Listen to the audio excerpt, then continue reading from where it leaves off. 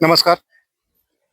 सध्या करमाळा तालुक्यामध्ये चोरीचं आणि दिवसा ढवळ्या खून करण्याचे प्रकार हे आता काय सर्रास सुरू असल्यासारखं दिसून येत आहे. कारण की साडे येथे चोरीचे तर सर्रास प्रकार हे तर सुरू आहेतच. त्या ठिकाणी इतर तिथले जे वयोवृद्ध नागरिक असतील त्यांच्यावर सुद्धा जीवघेणे हल्ले होताना दिसून येत आहेत. त्याच प्रकारे आता तालुक्यातील लोण हे आता करमाळा शहरापर्यंत सुद्धा आलेलं आहे. या ठिकाणी सुद्धा नेमका एका युवकावर आज शुक्रवार दिनांक 17 एप्रिल 2026 या दिवशी म्हणजे आज येथील एका युवकावर चाकूने जीवघेणा पाठीत वार झालेला आहे. तो युवक या ठिकाणी आज आता आपल्या सोबत आहे. नेमकं काय प्रकार घडलेला आहे, नेमकं काय विषय झालेला आहे, आपण त्याच्याकडून जाणून घेऊया. नमस्कार, काय नाव? ऋषी रवींद्र अडसूळ. कुठले? भोसे. बोशाचे. हो. मग नेमकं कोणी हल्ला केला, नेमकं काय विषय काय झाला? आपल्याला पूर्ण माहित बी नव्हतं कोण आहे, काय आहे. आपली ओळखी बी नव्हती आणि मागणीवर वार केला त्याने. बरं. हो. काय नेमकं काय पूर्व मनुष्यातनं कोणी काय सुद्धा नव्हतं, काय सुद्धा नव्हतं. मग नेमकं कोण होतं, काय म्हणजे ओळखण्यात आलं? नाही ओळखत नव्हतं. हो.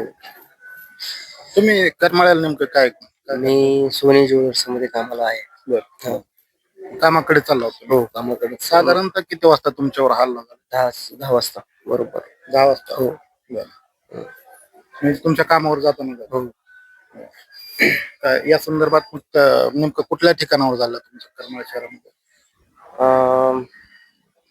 पेट्रोल पंप आहे का आपला गावातला? म्हणजे गावातला? हो. म्हणजे डॉक्टर बाबासाहेब आंबेडकर पुतळ्याच्या पाठीमागचं? तिथे. बरोबर. हा, तिथेच. तेच झालं. पेट्रोल भरत होत? नाही, बाजारला आलो. बरं. तुमच्या सोबत कोण होतं? आमच्या सोबत शेठ होते. त्यांनीच तुम्हाला इथं आणलं का? हो. मग आता इथं उपजिल्हा रुग्णालयात दाखल केल्यानंतर काय इलाज झाला? हो, झाले ना. टाके पडले. 8 टाके आहेत. हो. बरोबर पाठीच्या मध्यभागी? हो, इथंच आहे, खांद्याला. खांद्यावर वार केला? हो, खांद्यावर. बरं. काय पोलीस स्टेशन काय आलते का? हो, आलते. काय गुन्हा दाखल केला? हो, गुन्हा दाखल केला. तपास सुरू आहे का तुम्ही? हो. अटक केली का? अटक केले.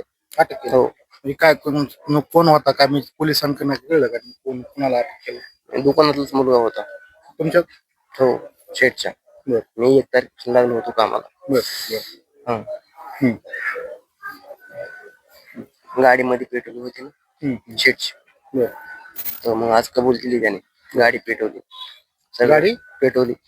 बरं. हो, कबूल केली सगळे त्याने. कशामुळे पेटवली? काहीतरी असेल त्यांचं. बरं. शेठचं. कधी पेटवली तुम्ही? ते 4-5 दिवसापूर्वी. बरं. मग तुमच्यावर हल्ला करण्यात त्याचं काय कारण, म्हणजे रिझन काय? म्हणजे त्यांच्यावर हल्ला करायचा होता, पण मी आलो ना त्याच्यामुळे. बरं. म्हणजे तुमचे जे मालक आहेत, शेठ आहेत, त्यांच्यावर हल्ला करायचा होता, परंतु हल्ला झाला असं आहे. म्हणजे काळ आलता पण वेळ शेठ आहे आपले. म्हणजे खूप म्हणजे हे झालं म्हणायचं. या ठिकाणी ज्यांच्यावर हल्ला झाला त्यांचे बंधुराज, त्यांचे भाऊ आहेत या ठिकाणी.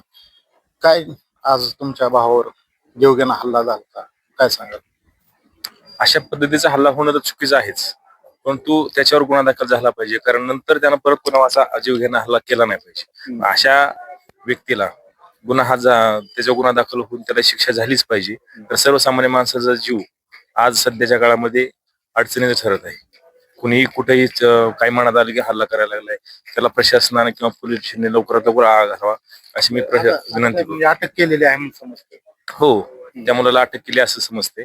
विकृत मानसिकतेचा आहे असं ऐकून पण नक्की माहित नाही आम्हाला. पण तो म्हणजे ज्याने हल्ला केला तो करमाळा शहरातीलच आहे का? शहरातील आहे असं समजलंय, शहरातील आहे असं समजलं. पण तो अशा व्यक्तीनं, अशा गुन्हेगारी प्रवृत्ती व्यक्तीनं हे असं म्हणजे एकदम शहराच्या मध्यवर्ती ठिकाणी आणि पूर्ण बाजारपेठ एकदम भयभीत झाली होती की अशा जीवघेणा हल्ला झाल्यानंतर. साहजिकच आहे, बाजारपेठेमध्ये असा हल्ला झाल्यानंतर सामान्य माणसं भयभीत होणारच आहे. असा हल्ला कोरत कोणी होऊ नये म्हणून त्या आरोपीला शिक्षा झाली पाहिजे.